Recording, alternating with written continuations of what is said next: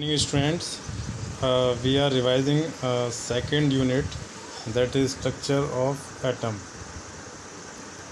And in previous lecture we have revised uh, discovery of subatomic particles and their properties. In this lecture we will cover major atomic models.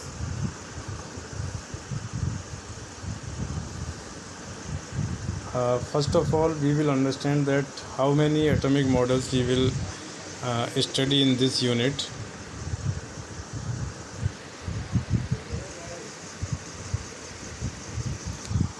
First one is Thomson model.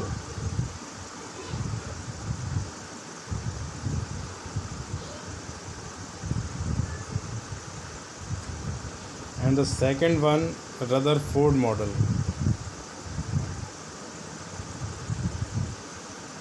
And third one, Bohr's model. And the finally Schrödinger model. Now the question arises, why we study these all models, Thomson, Rutherford and Bohr and Schrödinger. When there is a Thomson model, then what was the requirement of Rutherford or Bohr and others? So the simple answer of these questions is that as the first model, like Thomson model was given, it was based on very basic research and discoveries available at that time. इसका meaning ये हुआ कि Thompson model जब दिया गया था उस time पर एटम के बारे में इतनी इन्फॉर्मेशन नहीं थी, न्यूक्लियस की भी वहाँ डिस्कवरी नहीं हुई थी, है ना, और न्यूट्रॉन का भी पता नहीं था, है ना, और प्रोटॉन भी उस टाइम पर नहीं बोला जा रहा था, केवल उसको पॉजिटिव रेज माना गया था, पॉजिटिव करंट माना गया था, है ना। तो जो इन्फॉर्मेशन उनके पास थी उससे उन्होंने बेस्ट पॉसिबल एटम का मॉडल दिया, एटम की स्ट्रक्चर को बताया। जैसे जैसे डिस्कवरी हुई, ज़्यादा रिसर्च हुई, नई चीज़ें सामने आई, तो फिर उसके बाद जो नेक्स्ट मॉडल है ना, वो दिया गया। जैसे इसमें रदरफोर्ड का बहुत बड़ा कंट्रीब्यूशन है, आपने 9th क्लास में पढ़ा होगा, स्कैटरिंग एक्सपेरिमेंट, है ना, तो उससे न्यूक्लियस की डिस्कवरी हुई। तो इस वजह से कुछ ना कुछ जब नई चीज़ें सामने आती हैं तो पुरानी चीज़ें मॉडिफाई हो जाती हैं, है ना, और उसी तरीके से हमारे नए मॉडल्स बनते चले जाते हैं। तो आज की डेट में जो सबसे एडवांस मॉडल है दैट इज़ बोर मॉडल, और उससे भी ज़्यादा एडवांस है दैट इज़ श्रोडिंगर, है ना, model, that is based on quantum mechanical concept. तो सबसे पहला जो मॉडल दिया वो थॉमसन ने दिया। उन्होंने क्या बताया कि कोई भी जो हमारा एटम होता है ना, वो स्फेरिकल शेप होता है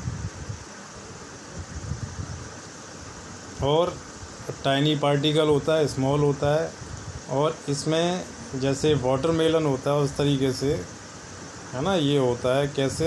इसमें देखिए पूरे में पॉजिटिव करंट, ये आपको जो येलो पार्ट दिखाई दे रहा है, it is a positive current.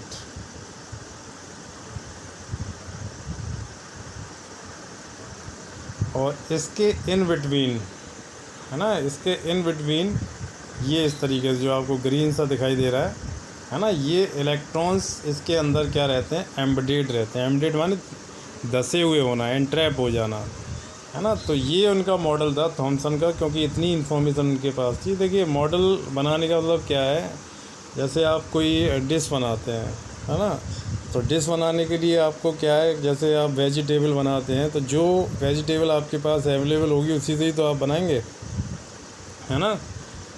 अगर आपके पास कम कंपोनेंट हैं तो आप उनसे बनाएंगे, अगर ज़्यादा आपके पास इंग्रेडिएंट अवेलेबल हैं तो आप उनका यूज़ करके बनाएंगे।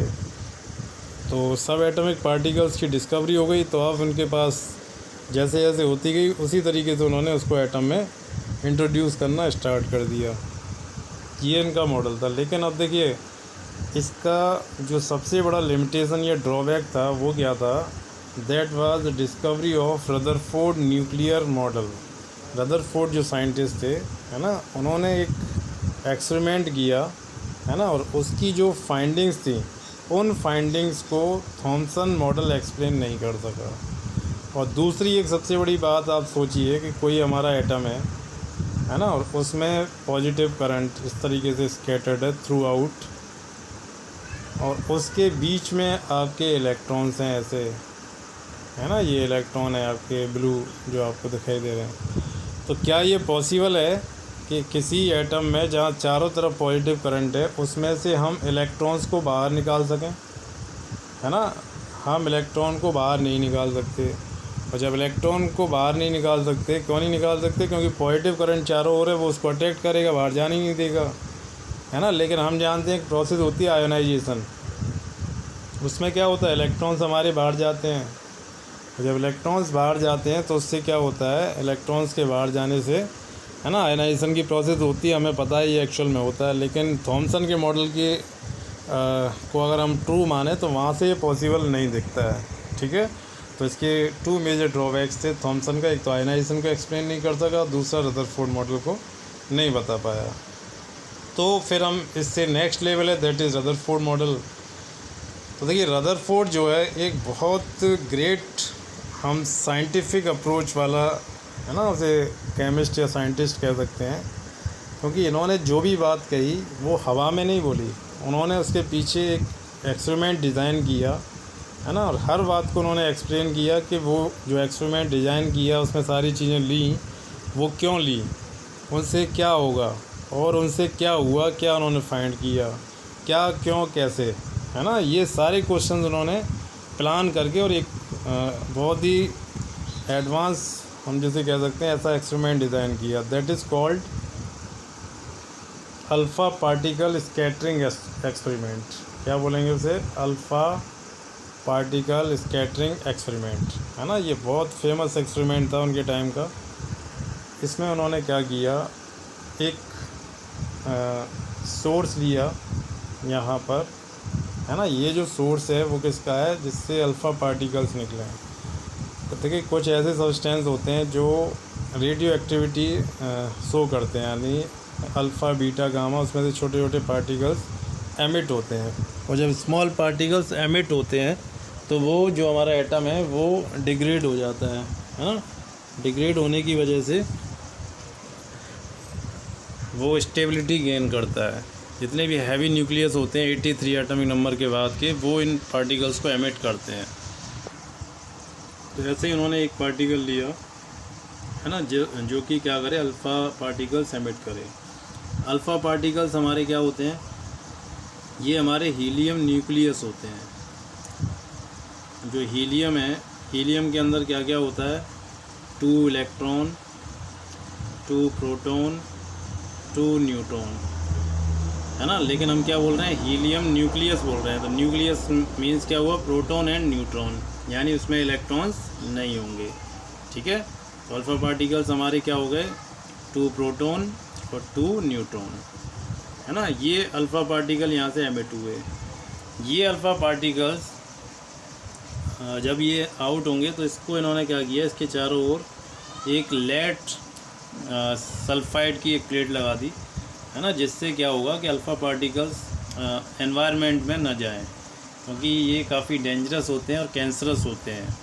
तो उसको केवल उन्होंने डायरेक्ट किया, एक होल बनाया, जिस होल से वो जहाँ पर जाना चाहिए, है ना, उसी डायरेक्शन में आगे प्रोपिगेट करें। आगे उन्होंने क्या किया, एक गोल्ड फॉइल ली, ये आपको दिखाई दे रही है गोल्ड फॉइल, ठीक है। ये बहुत थिन थी, जिसको हम कह सकते हैं कि ये माइक्रो लेवल की है ना, 0.1 माइक्रोमीटर जिसे हम बोल सकते हैं, इतनी थिन एक पॉलीथीन होती है, उसकी 1000 टाइम ज़्यादा थिन। उस प्लेट से जब इन्होंने अल्फ़ा पार्टिकल्स को बम्बार्ड किया, उस पर इनको, है ना, जब डाला, तो उससे क्या हुआ कि जो अल्फ़ा पार्टिकल्स थे वो डिफरेंट डायरेक्शन में स्कैटर्ड हो गए, या हम बोलें डिफ्लेक्टेड हो गए, है ना। कुछ मोस्टली जो पार्टिकल्स थे वो इससे आर पार चले गए इस तरीके से, कुछ एक सर्टेन एंगल पर, है ना, गए, और कुछ जिस वे से गए उसी से बाहर आ गए, ठीक है। तो ये इनका ऑब्जर्वेशन था, इस तरीके से वो 3 डायरेक्शंस में गए, कुछ डायरेक्ट, कुछ सर्टेन एंगल पर, और कुछ जिस डायरेक्शन से गए उसी डायरेक्शन से बैक आ गए, ठीक है। ये उनका देखिए एक्सपेरिमेंट था। अब यहाँ पर बहुत सारे क्वेश्चन बनते हैं कि उन्होंने अल्फ़ा पार्टिकल्स क्यों लिए, गोल्ड फॉयल ही क्यों ली, और गोल्ड फॉयल जो ली उसकी थिकनेस इतनी कम क्यों ली, और यहाँ पर एक उन्होंने ये जो प्लेट लगाई ये प्लेट क्यों लगाई, है ना। ये बेसिक क्वेश्चंस हैं जो उन्होंने माइंड में रखे। तो देखिए इनका आंसर हम कैसे करेंगे। फर्स्ट क्वेश्चन यहाँ पर क्या है कि अल्फ़ा पार्टिकल्स क्यों लिए। तो देखिए अल्फ़ा पार्टिकल इस वजह से लिए क्योंकि अल्फ़ा पार्टिकल मतलब क्या है, टू पॉजिटिव, उस पर चार्ज होता है और पॉजिटिव चार्ज होता है। और यहाँ पर जो गोल्ड है ना, उसके अंदर भी उनका ये मानना था कि पॉजिटिव चार्ज इसमें होता है। तो जब हम पॉजिटिव को पॉजिटिव के पास लेकर के आएंगे तो वो क्या करेगा, कुछ डिफ्लेक्शन शो करेगा, है ना। उसी से उनका जो एक्सपेरिमेंट है वो यहाँ पर कंक्लूड हो सकता था। सेकंड थिंग, उन्होंने गोल्ड फॉयल ही क्यों ली। तो देखिए गोल्ड हमारा ऐसा मेटल है कि उसमें जो डक्टाइलिटी और मेलेबिलिटी की प्रोसेस है वो बहुत हाई होती है। इससे हम काफ़ी थिन शीट बना सकते हैं और जितनी ज़्यादा थिन होगी उससे हम क्या होगा, एक एटॉमिक लेवल पर पहुंच सकते हैं। हालांकि एग्जैक्टली वहाँ नहीं पहुंच सकते, लेकिन काफ़ी क्लोज हम पहुंच सकते हैं, है ना। माइक्रो लेवल पर हम उसको स्टडी कर सकते हैं। ये यहाँ पीछे उन्होंने क्या किया, जिंक सल्फाइड की प्लेट लगाई। ये प्लेट क्यों लगाई, क्योंकि इससे क्या होता है, जब अल्फ़ा पार्टिकल्स इससे कोलाइड करते हैं तो एक सिंटिलेशन यानी फॉस्फोरेसेंस ग्लो प्रोड्यूस करते हैं। उससे हमें पता चलता है कि जो अल्फ़ा पार्टिकल इससे जब बम्बार्ड होगा तो उसके बाद किस पोजीशन पर वो डिफ्लेक्ट हुआ, कहाँ गया, तो उसको ट्रैक करने के लिए उन्होंने ये प्लेट लगाई। ठीक है, ये देखिए उन्होंने काफ़ी चीज़ें लॉजिकली स्टडी करके उनको प्लान किया, तब जा कर के उन्होंने एक्सपेरिमेंट किया। जब उन्होंने ये 3 ऑब्जर्वेशंस लिए उसके बेसिस पे उन्होंने अपना मॉडल दिया, एटॉमिक मॉडल। देखिए क्या मॉडल था उनका,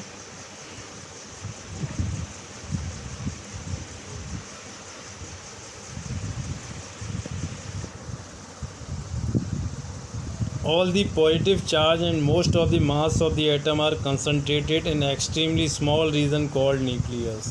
ठीक है, ये उनका फर्स्ट पॉइंट आया कि जो उसका पूरा मास होता है वो सेंटर में होता है और वो जो मास है वो पॉजिटिवली चार्ज होता है ना। कैसे पता लगाया उन्होंने पॉजिटिव चार्ज होता है, क्योंकि जो पार्टिकल उस जगह पर गए वो सीधे जैसे गए वैसे ही बैक आ गए, है ना। इसका मतलब वो बहुत डेंस था, रिजिड था, पॉजिटिवली चार्ज था। और उन्होंने ये बोला कि वो बहुत स्मॉलेस्ट था, पूरा जो हमारा न्यूक्लियस है वो पूरे एटम के कंपैरिजन में बहुत छोटा है। वो ऐसा है कि कोई फुटबॉल का ग्राउंड है, उसमें एक पीनट, मटर का दाना है ना, या मूंगफली का दाना पड़ा हुआ है, इतना उनमें डिफरेंस है। ये हमारा एटम है और वहाँ पे ये न्यूक्लियस है। ठीक है, सेकंड उन्होंने क्या बताया कि electrons revolve around the nucleus at a very high speed in circular path called orbit. देखिए एक नया टर्म उन्होंने दिया, ऑर्बिट, है ना। ये न्यूक्लियस और ऑर्बिट, एक न्यूक्लियस दिया उन्होंने, एक ऑर्बिट दिया। यहाँ से क्या समझ में आ रहा है, देखिए ये हमारा एटम है, एटम में सेंटर में न्यूक्लियस है जो कि पॉजिटिवली चार्ज है और उसके बाहर ये हमारी ऑर्बिट्स हैं। ठीक है, जिसके अंदर क्या है, इलेक्ट्रॉन्स हमारे रिवॉल्व करते हैं इस तरीके से। And electrons and nucleus are held together by electrostatic force. तो देखिए जब हमारा न्यूक्लियस पॉजिटिव चार्ज है और जो इलेक्ट्रॉन्स हैं उस पर कैसा है, नेगेटिव चार्ज है, तो इनके बीच में एक इलेक्ट्रोस्टैटिक फोर्स करेगा, है ना, जिसकी वजह से इनका जो ऑर्बिटल मोशन होता है वो रेगुलेट होता है। अब उन्होंने देखिए ये सारे पॉइंट्स बोले, उनके पीछे एक्सपेरिमेंट भी था, है ना। लेकिन इसमें भी कुछ ड्रॉबैक्स थे, कुछ कमियां थी। क्या, सबसे बड़ी कमी क्या थी, ये जो इसकी स्टेबिलिटी है एटम की उसको एक्सप्लेन नहीं कर पाए। Second, he could not explain the electronic structure of the atom, है ना। इलेक्ट्रॉनिक स्ट्रक्चर या हम बोलें कि जो इसमें स्पेक्ट्रम बनता है ना, स्पेक्ट्रम के बारे में वो नहीं बता पाए। तो पहले हम बात करेंगे जो मेजर इसका ड्रॉबैक था वो क्या था, explanation of stability of atom, है ना। एटम की स्टेबिलिटी को ये नहीं बता पाए। तो देखिए एटम की स्टेबिलिटी का मीनिंग ये है कि एक साइंटिस्ट थे जेम्स मैक्सवेल, उन्होंने ये बोला कि अगर कोई भी चार्ज पार्टिकल्स है ना, कोई भी, जैसे ये हमारा न्यूक्लियस है ना, और ये हमारा ये एटम है और ये न्यूक्लियस है, इसके जो सराउंडिंग में ये इलेक्ट्रॉन है ना, ये क्या कर रहा है, रोटेट कर रहा है इस तरीके से, है ना, ये क्या कर रहा है, रोटेट कर रहे हैं। इलेक्ट्रॉन न्यूक्लियस के चारों ओर क्या कर रहे हैं, रोटेट कर रहे हैं। और जब ये रोटेट करते हैं तो रोटेट करने पर क्या होगा, इलेक्ट्रॉन न्यूक्लियस के चारों ओर क्या कर रहे हैं, रोटेट कर रहे हैं, है ना। तो मैक्सवेल ने ये बोला कि जब वो कोई भी चार्ज पार्टिकल है जो रोटेट करता है, तो रोटेट करने पर वो क्या करता है, सर्टेन रेडिएशन एमिट करता है ना, वो एनर्जी लूज़ करता है। अब आप सोचिए, जैसे आप कहीं रनिंग कर रहे हो, आपसे बोला जाए 10 किलोमीटर आप रन करिए। आप अगर रन करेंगे तो उसमें क्या होगा, है ना, 10 किलोमीटर के बाद जब हम आपकी जो एनर्जी लेवल है उसको देखेंगे तो वो काफ़ी डाउन हो जाएगा, है ना। तो वही कॉन्सेप्ट यहाँ इसी तरीके से हम मान सकते हैं कि जब चार्ज पार्टिकल है वो रोटेट कर रहा है तो वो एनर्जी लूज़ करेगा। बिना एनर्जी के तो मोशन पॉसिबल नहीं है ना। तो इस वजह से जब वो रोटेट करेगा तो फाइनली क्या होगा, वो इलेक्ट्रोस्टैटिक फोर्स की वजह से न्यूक्लियस के पास आता जाएगा। फाइनली न्यूक्लियस में जा कर के क्या हो जाएगा, डंप हो जाएगा। और जब वो न्यूक्लियस में डंप हो जाएगा तो एटम हमारा क्या हो जाएगा, फिनिश हो जाएगा, अनस्टेबल हो जाएगा। ठीक है, तो ये इनका मतलब मेजर प्रॉब्लम थी रदरफोर्ड की। उस वजह से ये वाला मॉडल हमारा कहाँ चला गया, बैक एंड पे चला गया। तो इसके बाद कुछ नई थ्योरी आई। एक थ्योरी जो मैक्सवेल था उसे बोलते हैं हम इलेक्ट्रोमैग्नेटिक थ्योरी। तो इन्होंने रेडिएशन के बारे में बताया कि रेडिएशन जो हमारा होता है ना, उसमें दो टाइप का होता है, एक इलेक्ट्रिक फील्ड होता है, एक मैग्नेटिक फील्ड होता है। दोनों एक दूसरे के परपेंडिकुलर होते हैं। इन्हें मूव करने के लिए किसी मीडियम की ज़रूरत नहीं होती है और ये 3 × 10⁸ मीटर पर सेकंड की स्पीड से चलते हैं, है ना। इसके अलावा कुछ और प्रॉपर्टीज़ थी जो वेव की, जैसे फ्रीक्वेंसी हो गया, 1 सेकंड में कितनी वेव पास हो रही हैं, है ना। सेकंड वेव लेंथ, जैसे एक ये ट्रफ है और ये ट्रफ है, इनके बीच की जो डिस्टेंस है उसको हम क्या बोलते हैं, लैम्डा। और लैम्डा क्या होता है, वेव लेंथ। और इसका उल्टा कर दें 1/λ तो उसको हम क्या बोलते हैं, वेव नंबर। इसके इनमें एक रिलेशन होता है कि c = न्यू लैम्डा। c क्या है, वेलोसिटी ऑफ लाइट, न्यू हमारा क्या है यहाँ पर, फ्रीक्वेंसी, और लैम्डा हमारा क्या है, दैट इज़ वेवलेंथ। ये बिल्कुल देखिए बहुत सिंपल इक्वेशन है। जैसे हमारा आपने पढ़ा होगा कि वेलोसिटी इक्वल टू क्या होता है, वेलोसिटी इक्वल टू क्या होता है, डिस्टेंस अपॉन टाइम, यही होता है। अब वेलोसिटी की जगह पर हमने क्या ले लिया, c ले लिया। डिस्टेंस की जगह पर हमने क्या ले लिया, दो ट्रफ हैं वेव के बीच की, उनकी लेंथ ले ली, दैट इज़ लैम्डा। और t क्या होता है, टाइम इंटरवल। अगर टाइम इंटरवल का हम उल्टा करें, है ना, तो वो हमारा क्या हो जाता है, फ्रीक्वेंसी। ये फार्मूला आ गया हमारा, c = न्यू लैम्डा। ये इम्पोर्टेंट फार्मूला है, कई जगह आपको न्यूमेरिकल्स में यूज होगा ये। अच्छा, इसके बाद एक और थ्योरी आई। अभी हम बात कर रहे हैं कि रदरफोर्ड से जो अगला मॉडल आएगा, है ना, that is Bohr model. Bohr model में जो चीज़ें यूज हुई या जो मॉडल वो बना, उसका बेस क्या था, है ना। तो देखिए उसका बेस, एक तो रदरफोर्ड का मॉडल भी उसका बेस है, क्योंकि उसने न्यूक्लियस की डिस्कवरी कर दी, है ना। वो बहुत ही, मैंने बोला, एडवांस लेवल का एक्सपेरिमेंट था रदरफोर्ड स्कैटरिंग एक्सपेरिमेंट। उसकी जो फाइंडिंग थी वो सही थी, है ना, लेकिन उसमें कुछ और चीज़ें ऐड होनी थी। वो आगे जा कर के जो नेक्स्ट मॉडल आएगा बोर मॉडल, उसमें हम पढ़ेंगे। लेकिन उससे पहले कुछ चीज़ें थी जो क्या क्या ऐड हुई। एक तो इलेक्ट्रोमैग्नेटिक रेडिएशन वाली प्रॉपर्टी आ गई। दूसरी एक और थ्योरी आई, दैट इज़ क्वांटम थ्योरी। और ये जो थ्योरी दी थी, that is given by Max Planck. ये भी एक बहुत बड़े साइंटिस्ट थे, है ना। उन्होंने बताया कि जो कोई भी बॉडी है, हमारी एक बॉडी है ना, अब ये बॉडी रेडिएशन को या तो क्या कर सकती है, एमिट कर सकती है ना, किसी को दे सकती है, या ये क्या करेगी, कहीं से रेडिएशन को एब्जॉर्ब करेगी। या तो देना या लेना, या तो रेडिएशन को देगी या रेडिएशन को लेगी, है ना। या तो रेडिएशन किसी को देगी ये, या किसी से रेडिएशन एब्जॉर्ब करेगी, एमिशन और एब्जॉर्प्शन। तो ये जो प्रोसेस होती है, that occurs in the small packets of energy. छोटे छोटे पैकेट होते हैं किसके, एनर्जी के, है ना। उन पैकेट के मल्टीपल में ही क्या हो सकता है, एनर्जी या तो दी जा सकती है या ली जा सकती है। जैसे चार्ज हम किसी को देते हैं तो वो क्या होता है, n × E होता है।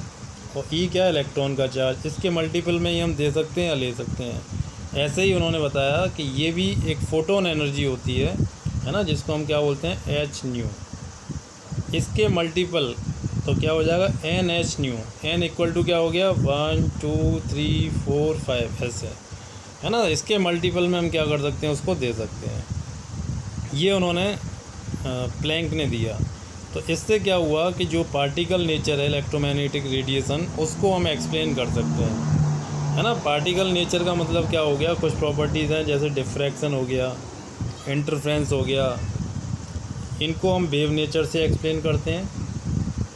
और ब्लैक बॉडी रेडिएशन और फोटो इलेक्ट्रिक इफेक्ट, इनको हम एक्सप्लेन करते हैं किससे, पार्टिकल नेचर से, ठीक है।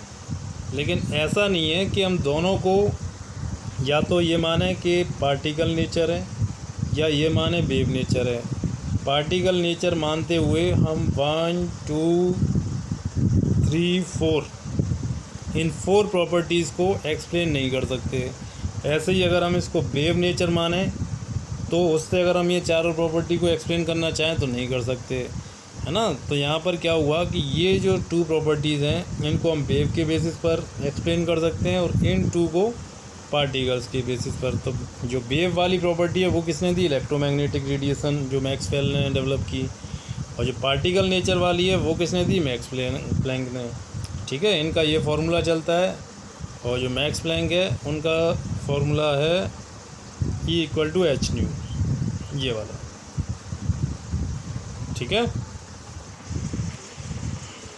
इसमें देखिए एक कॉन्सेप्ट है फोटो इलेक्ट्रिक इफेक्ट क्या होता है। इस पर आइंस्टीन ने वर्क किया था मैक्स प्लैंक की थ्योरी को उन्होंने स्टडी करके।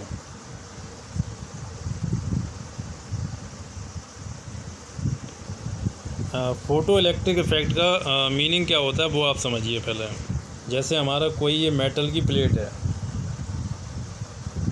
अगर हम इस पर कोई रेडिएशन डालते हैं, है ना, मान के चलिए एच न्यू, ये रेडिएशन है वो हमने इसके ऊपर डाला, तो क्या होता है, कोई भी हमारी मेटल है उसकी जो सरफेस होती है ना, वहाँ पर क्या होते हैं, इलेक्ट्रॉन्स होते हैं, है ना, ये इलेक्ट्रॉन्स होते हैं। तो अब इलेक्ट्रॉन क्या करेंगे, जब एनर्जी को लेंगे तो एनर्जी को लेने के बाद वो क्या होते हैं, एक्साइट हो जाते हैं और वो जो मेटल की सरफेस है उससे थोड़ा बाहर आ जाते हैं इस तरीके से, है ना। लेकिन अब भी वो न्यूक्लियस इफेक्ट होता है मेटल का, एटम का, तो उनमें उनकी वजह से अब भी सरफेस पर ही रहते हैं, लेकिन जो ऑर्बिट होते हैं उससे बाहर होकर के थोड़ा सा एक्साइट हो जाते हैं, है ना, इंटरनल ऑर्बिट से एक्सटर्नल ऑर्बिट की तरफ आ जाते हैं। लेकिन अभी जो मेटल सरफेस है उसको पूरी तरीके से छोड़ नहीं पाते हैं। लेकिन अगर मान के चलिए कि इनकी जो एनर्जी है वो इलेक्ट्रॉन की जो एक्साइटेशन एनर्जी है उससे भी ज़्यादा है, तो फिर क्या होगा कि ये इलेक्ट्रॉन एक्साइट भी होंगे और साथ में इस मेटल सरफेस को छोड़ करके बाहर भी आ जाएंगे, ठीक है। तो इसको एक्सप्लेन किया था आइंस्टीन ने। और कैसे एक्सप्लेन किया उन्होंने यूज किया मैक्सवेल की थ्योरी, प्लैंक की थ्योरी को। प्लैंक ने क्या बताया था कि कोई भी एमिशन या एब्जॉर्प्शन ऑफ रेडिएशन होता है वो किस टर्म में होता है, एच न्यू के टर्म में, ठीक है। तो आप समझिए क्या हुआ, उन्होंने ये बोला कि जब भी हम कोई लाइट डालेंगे, मान के चलिए कितनी डाल रहे हैं, एच न्यू। देखिए समझिए फार्मूला बहुत इंपॉर्टेंट फार्मूला है ये वाला। किसी भी मेटल सरफेस पर, है ना, हम क्या कर रहे हैं, एक रेडिएशन एमिट कर रहे हैं, एक्सपोज कर रहे हैं, डाल रहे हैं उसके ऊपर। तो वो कितना डाल रहे हैं, एच न्यू। जब हम एच न्यू डालेंगे तो वो 2 वर्क करेगा। फर्स्ट क्या करेगा, इसमें जो इलेक्ट्रॉन्स होंगे उनको एक्साइट करेगा और एक्साइट करने के बाद उनको कहाँ पर ले आएगा, उसकी सरफेस पर ले आएगा। उसके लिए जो एनर्जी रिक्वायर्ड है दैट इज़ एच न्यू 0। कितनी एनर्जी चाहिए, एच न्यू 0। अगर एच न्यू जो हम यहाँ से जो एनर्जी दे रहे हैं वो एनर्जी एच न्यू 0 से ज़्यादा है, इलेक्ट्रॉन को एक्साइट करने से ज़्यादा है। एक्साइटेशन का मतलब है कि लोअर एनर्जी लेवल से हायर एनर्जी लेवल में इलेक्ट्रॉन को लाने के लिए। जैसे मान के चलिए कि आप किसी अपने फ्रेंड को बुलाने जा रहे हैं और फ्रेंड अपने जो हाउस है वहाँ पर कहीं भी हो सकता है, आप उसको घर के बाहर से आवाज़ देते हैं तो फर्स्ट जो आपकी आवाज़ जाएगी अगर वो सुन लेता है तो वो सबसे पहले दरवाजे पर आता है ना, जो डोर होता है वहाँ पर आता है, वहाँ से आपसे पूछेगा क्या बात है। अगर आपने कोई सीरियस मैटर बताया या ये बताया कि कोई टूर्नामेंट हो रहा है तो वो क्या होगा, आपके साथ फिर चलने लग जाएगा, है ना, घर को छोड़ के अब वो चला जाएगा। फर्स्ट स्टेप में क्या हुआ कि वो डोर पर आ गया, यानी वहाँ से वो डिसीजन लेगा कि अंदर जाना है वापस या बाहर जाना है। वो डिपेंड करता है कि आपकी जो बात है वो कितनी, है ना, सीरियस है या कितनी पावरफुल है। तो ऐसे ये जो रेडिएशन आया उसने क्या किया, इलेक्ट्रॉन को इंटरनल ऑर्बिट से एक्सटर्नल ऑर्बिट पर ले आए। उसके बाद अगर ये एनर्जी हमारी ज़्यादा है, ये वाली, है ना, तो उससे क्या होगा, ये जो इलेक्ट्रॉन है ये सरफेस को फिर छोड़ के यहाँ बाहर आ जाएगा। ठीक है, बाहर आएगा तो इसमें कुछ एनर्जी भी होगी, काइनेटिक एनर्जी। तो वो काइनेटिक एनर्जी कितनी होगी, ये वाली 1/2 MeV²। Me is the mass of electron, V is the velocity of electron. इससे वो क्या हो जाएगा, बाहर हो जाएगा। तो ये देखिए इसके ऊपर न्यूमेरिकल बनते हैं आपके, और इसको हमने जो क्वांटम थ्योरी दी प्लैंक ने, उसके बेसिस पर आइंस्टीन ने इसको एक्सप्लेन किया। तो यहाँ तक देखिए ये दो बातें हमारी हो गई। पहली बात तो कि कुछ प्रॉपर्टीज़ को हम पार्टिकल नेचर पर डिफ़ाइन करते हैं, कुछ प्रॉपर्टीज़ को हम वेव नेचर से, कुछ पार्टिकल कुछ वेव नेचर से। अब एक देखिए एक और यहाँ पर साइंटिस्ट आए, उनका नाम था डी ब्रोगली, है ना, उनका नेम क्या था, डी ब्रोगली। डी ब्रोगली ने एक स्टेटमेंट दिया, और वो स्टेटमेंट ऐसा था कि उसने पूरी तरीके से जो एटॉमिक स्ट्रक्चर या जो केमिस्ट्री थी उसको बहुत एडवांस लेवल पर लेकर के गए, है ना। वहाँ पर उन्होंने क्या बताया कि जो रेडिएशन है उसमें केवल पार्टिकल नेचर ही नहीं होता, बल्कि उसमें क्या है, वेव नेचर भी होता है। यानी दोनों नेचर वो एक साथ दिखाता है। डुअल, 2 in 1 है वो। क्या है वो, 2 in 1। एक ही में दोनों नेचर हैं। ज़रूरत पड़ेगी तो वो पार्टिकल की तरह भी बिहेव करेगा, और ज़रूरत पड़ने पर वेव की तरह भी बिहेव करेगा। तो इससे जो हमारी प्रॉब्लम थी वो सॉल्व हो गई। कौन सी वाली, कि अगर हम पार्टिकल नेचर माने तो 2 प्रॉपर्टी को सॉल्व कर पाते हैं, वेव माने तो 2 को कर पाते हैं। सारी प्रॉपर्टी को अगर एक साथ ले लें तो एक नेचर से नहीं कर सकते, तो वो प्रॉब्लम यहाँ से सॉल्व हो गया।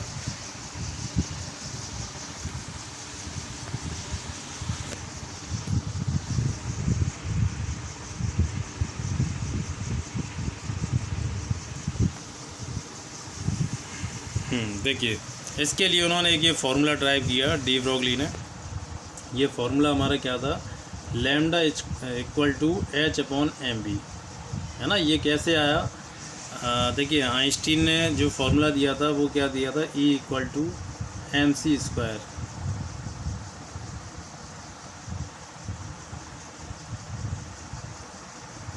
और प्लैंक ने क्या फार्मूला दिया था, E = hν। और न्यू हमारा क्या होता है, c/λ, है ना। न्यू क्या होता है, c/λ। अगर हम इस वाली वैल्यू को इसके इक्वल रख दें, ठीक है, तो c से ये c कैंसिल हो जाएगा, और फाइनली हमारा ये आ जाएगा H/mv = λ। और mv हमारा क्या होता है, मोमेंटम, है ना। तो देखिए यहाँ पर आप समझ लीजिए ये जो इक्वेशन है बहुत इंपॉर्टेंट इक्वेशन है। यहाँ पर जो लैम्डा होता है वो किसी वेव का करैक्टरिस्टिक फीचर होता है, तो इससे वेव नेचर हमारी रिप्रेजेंट होती है। और जो m या p, मास या मोमेंटम, वो किसी भी पार्टिकल का एक करैक्टरिस्टिक फीचर होता है। ये ऐसा इक्वेशन है जो पार्टिकल को भी रिप्रेजेंट कर रहा है और साथ में ही वेव को भी रिप्रेजेंट कर रहा है, ठीक है, दोनों के बारे में ये बता रहा है। तो इससे ये प्रूव हो गया कि जो हमारा रेडिएशन है वो दोनों को फॉलो करता है, मास नेचर यानी पार्टिकल नेचर को भी और वेव नेचर को भी रिप्रेजेंट करता है। तो इसको हम बोलते हैं डी ब्रोगली। इसके बारे में हम बात अब आगे करेंगे, उससे पहले हम बोर मॉडल को थोड़ा सा जान लेते हैं।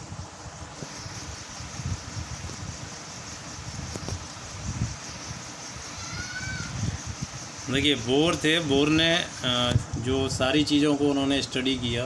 बोर को देखिए एक बहुत बड़ा एडवांटेज ये मिला कि उनके पास इससे पहले काफ़ी रिसर्च हो चुकी थी, है ना, काफ़ी नई चीज़ें इनके सामने थी। अब इनको क्या करना था, उन सब को एक तरीके से सिस्टेमेटिकली अरेंज करना था और कंक्लूड करना था, है ना। और इनके अंदर जो एनालिटिकल पावर थी वो बहुत, है ना, ग्रेट पावर थी। तो उसका उन्होंने यूज किया। देखिए क्या क्या टूल्स थे इनके पास। रदरफोर्ड का स्कैटरिंग एक्सपेरिमेंट था इनके पास। इसके अलावा जो स्पेक्ट्रम नॉलेज थी इनके पास। और थर्ड थिंग इनके पास क्या थी, प्लैंक्स, है ना, प्लैंक्स की जो नॉलेज थी वो इनके पास थी। तो इन चीज़ों का इन्होंने यूज किया और साथ में अपनी भी कुछ रिसर्च इन्होंने ऐड की। और उसके बाद इन्होंने एक नया मॉडल दिया। लेकिन इनका देखिए मॉडल, अभी हम पहले मॉडल को समझ लेते हैं, फिर इनकी भी कुछ लिमिटेशंस थी। वो क्या थी वो हम बात करेंगे। तो देखिए इनका फर्स्ट क्या था, इन्होंने बोला कि इलेक्ट्रॉन जो है वो न्यूक्लियस के चारों ओर घूमता है, ठीक है ना। और उनकी जो रेडियस होती है वो फिक्स होती है, जिसको हम क्या बोलते हैं, ऑर्बिट बोलते हैं या अलाउड एनर्जी स्टेट बोलते हैं। इनको इन्होंने नंबर दिया 1 2 3 या KLMN। आपने 9th क्लास में ये पढ़ा होगा। जैसे कोई हमारा एटम है इस तरीके से, उसमें ये पॉजिटिव चार्ज न्यूक्लियस है ना, उसके चारों ओर ये हमारी ऑर्बिट्स हैं 1 2 3, है ना। और इनको इन्होंने नाम दे दिया, ये फर्स्ट K है, सेकंड L है, थर्ड हमारी M है। इसको 1 बोला, इसको 2 बोला, इसको 3 बोला। इस तरीके से उन्होंने इनको नेम दे दिया। और इनका जो नेम इन्होंने रखा that is principal quantum number. Second उन्होंने क्या बताया कि energy of an electron in orbit doesn't change with time. Electron absorb energy, it loses energy, it will move toward the nucleus. देखिए एक इन्होंने पॉइंट ये बोला कि इनकी जो एनर्जी होती है वो फिक्स होती है। अगर कोई इलेक्ट्रॉन हमारा K में है ना, तो वो इसी में घूमता रहेगा लाइफ टाइम। कोई L में है तो वो यहीं पर घूमता रहेगा हमेशा। ऐसे ही M में तो वो यहाँ पर। कब तक? जब तक कि बाहर से कोई इनको एनर्जी न दे दी जाए। जब इनको बाहर से एनर्जी मिलेगी तो ये क्या होते हैं, एक्साइट हो जाते हैं। देखिए अभी हम जो फोटो इलेक्ट्रिक इफेक्ट में आपसे एक्साइटेशन की बात कर रहे थे, वो एक्चुअल में यही था, है ना। वहाँ से इन्होंने देखिए ये कॉन्सेप्ट लिया। तो जब इलेक्ट्रॉन हमारा एक्साइट होगा तो क्या होगा, यहाँ से हायर एनर्जी लेवल में चला जाएगा, है ना। बाहर से अगर कोई चीज़ मिलेगी तो आप एब्जॉर्ब करोगे, उसका इम्पैक्ट भी बढ़ेगा। इम्पैक्ट क्या होगा, जो बाहर न्यूक्लियस के पास होते हैं एनर्जी लेवल ऑर्बिट, उनकी एनर्जी कम होती है, और जो दूर होते हैं उनकी एनर्जी ज़्यादा होती है। तो कम एनर्जी वाले से ज़्यादा एनर्जी में चले जाएंगे। जब रेडिएशन ख़त्म हो जाएगा तो फिर हर कोई चाहता है कि शाम को लौट के घर पर आ जाएं। तो घर पे आने का तरीका क्या है कि जो एनर्जी उन्होंने एब्जॉर्ब की है उसको रिलीज़ करेंगे, लॉस करेंगे। लॉस करने के बाद फिर ये वापस यहीं पर आ जाएगा, ठीक है। तो एक्साइटेशन और उसके बाद ग्राउंड स्टेट में लौटना, लोअर एनर्जी लेवल से हायर एनर्जी लेवल में, वहाँ से फिर लौट के इधर आ जाएगा, ठीक है।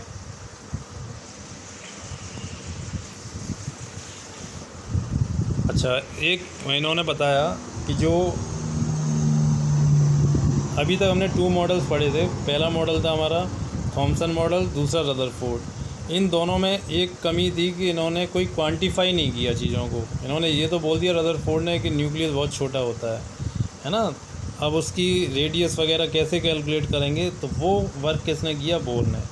इन्होंने बताया कि न्यूक्लियस की जो रेडियस है वो हमें कैलकुलेट करनी है ना। तो वो किससे आएगी, A0n²।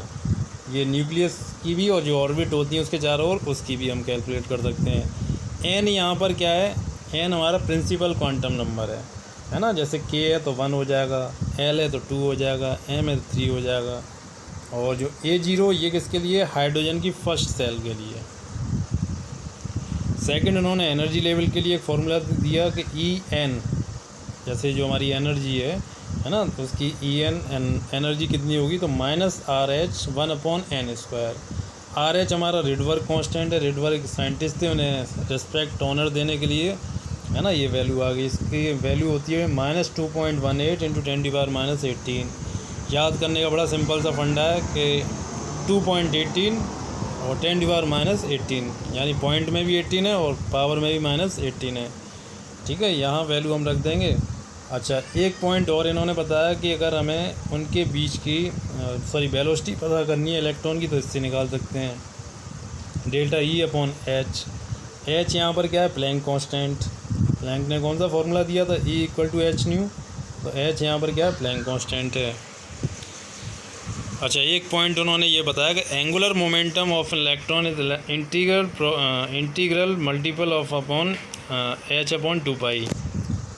एंगुलर मोमेंटम हमारा क्या होता है, mvr, ये किसके इक्वल होगा, h अपॉन 2 पाई, ये कांस्टेंट है। ठीक है, किसी भी ऑर्बिट के लिए जो इलेक्ट्रॉन मूव करता है वो इसके अकॉर्डिंग ही मूव करेगा। अब देखिए इसका एक ये इम्पोर्टेंट यहाँ से कंक्लूज़न निकलता है कि जब हमारा इलेक्ट्रॉन, ये k सेल है और ये L है, ये M है, और यहाँ से इलेक्ट्रॉन एक्साइट होता है और एक्साइट होकर के यहाँ पहुँच जाता है। इसकी एनर्जी मान के चलिए कितनी है, E2 है, इसकी एनर्जी कितनी है, E1 है ना। तो हम क्या कर सकते हैं, इनका जो डिफरेंस है डेल्टा E, वो कैलकुलेट कर सकते हैं E2 माइनस E1 से। और E1 की वैल्यू क्या होती है वो हमने ऊपर पढ़ी है, देखिए ये वाली, ये फॉर्मूले आपको याद करने होंगे। 3 फार्मूला हैं बहुत इंपॉर्टेंट, रेडियस का, वेलोसिटी का और एनर्जी का। ठीक है, ये 3 फार्मूलेज आपको याद होने चाहिए। तो इस फार्मूले को यूज करके हम डेल्टा E निकाल सकते हैं, माइनस RH है ना, 1/n1 square minus 1/n2 square. इसको हमने कॉमन ले लिया और ये वैल्यू पुट कर दी, इसको सॉल्व करेंगे, RH की वैल्यू हमने पुट कर दी, तो ये हमारा फार्मूला यहाँ से निकल के आ गया, ये वाली वैल्यू है ना, 3.29 × 10⁻15 1/n1 square minus 1/n2 square. n1 मतलब किस ऑर्बिट से जा रहा है, K से जा रहा है, L से जा रहा है, और n2 का मतलब किस ऑर्बिट में जा रहा है, किस से जा रहा है और किस में जा रहा है। ठीक है, उनकी वैल्यू रखेंगे तो यहाँ से हम ये वैल्यू कैलकुलेट कर सकते हैं डेल्टा E की। अब देखिए एक टर्म मैंने बताया था वेव नंबर, न्यू बार, ये क्या होता है, वेव लेंथ का अपोजिट होता है ना। वेव लेंथ का अपोजिट हम यहाँ पर यूज कर सकते हैं, तो new upon C, RH upon HC, 1/n1 square minus 1/n2 square. ये सारी वैल्यूज़ हम पुट कर देंगे, तो पुट करने पर क्या हो जाएगा हमारा, ये आंसर आ जाएगा 109677 1/n1 स्क्वायर 1/n2 स्क्वायर। ये बहुत इंपॉर्टेंट फार्मूला है, ये वेव नंबर 1000 टाइम आपको पूछा जाएगा, 11th में ही पूछा जाएगा। उसके बाद अगर कोई कंपटीशन एग्ज़ाम करते हैं तो उसमें ये वेव नंबर ही चलेगा, एनर्जी कोई नहीं पूछेगा आपसे। ठीक है, तो ये फार्मूला आप याद कर लीजिए। एक ये फार्मूला इंपॉर्टेंट हो गया, एक ये डेल्टा E का फार्मूला 2 है ना, और 3 वेलोसिटी ये वाला, और 4th हमारा एनर्जी और रेडियस। ये 5 फार्मूले हमें बोर कॉन्सेप्ट से जानने को मिलते हैं।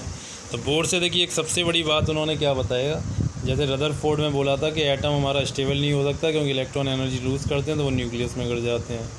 लेकिन यहाँ बोर ने क्या एक्सप्लेनेशन दिया, उन्होंने कहा ऐसा कुछ नहीं होता, जो इलेक्ट्रॉन यहाँ पर है वो वहीं पर घूमेगा, ना इलेक्ट्रॉन एनर्जी लेगा ना एनर्जी देगा। तो इन्होंने यहीं पे बात को क्या कर दिया, ख़त्म कर दिया। ठीक है, हाँ, अगर वो एनर्जी लेगा कब लेगा, जब बाहर से कोई रेडिएशन देगा, और लूज़ कब करेगा, जब उसके पास एक्स्ट्रा एनर्जी आएगी। जो उसकी एनर्जी है वो उसको रिटेन करके रखेगा, उसमें से ना लूज़ करेगा ना गेन करेगा। और सेकंड इम्पोर्टेंट थिंग क्या है, उन्होंने क्वांटिफिकेशन कर दिया चीज़ों को। हम रेडियस पता कर सकते हैं किसी एटम की, उसकी वेलोसिटी पता कर सकते हैं, उसकी एनर्जी पता कर सकते हैं, वेव नंबर पता कर सकते हैं। ठीक है, ये सारी चीज़ें उन्होंने।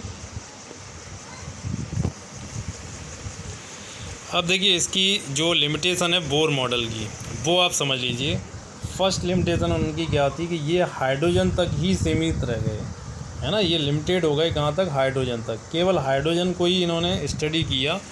उसके बाद इन्होंने जो अपना जो थ्योरी थी आगे के जो एटम्स हैं उन पर ये अप्लाई नहीं कर पाए। सेकंड, कुछ इफ़ेक्ट थे, जैसे इलेक्ट्रिक इफ़ेक्ट में जो हमारी लाइन होती हैं, स्पेक्ट्रल लाइन है ना, वो क्या होती हैं, स्प्लिट हो जाती हैं इस तरीके से। ऐसे ही इलेक्ट्रिक फील्ड में भी होती हैं, उसी तरीके से मैग्नेटिक फील्ड में भी हो जाती हैं। जब इलेक्ट्रिक फील्ड में होती हैं तो उन्हें स्टार्क इफेक्ट बोलते हैं, और जब मैग्नेटिक फील्ड में होती हैं उसे जीमान इफेक्ट बोलते हैं। तो इसको वो एक्सप्लेन नहीं कर पाए। थर्ड, उन्होंने जो बॉन्डिंग होती है, केमिकल बॉन्डिंग, वो किस तरीके से होती है उसका एक्सप्लेनेशन नहीं बताया।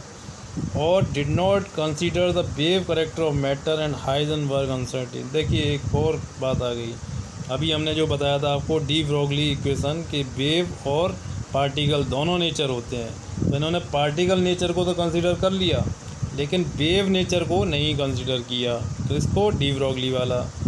एक और इम्पोर्टेंट कॉन्सेप्ट आ गया, दैट इज़ हाइजेनबर्ग प्रिंसिपल, है ना। नेक्स्ट जो आपका क्लास होगा उसमें हम इसके बारे में बात करेंगे।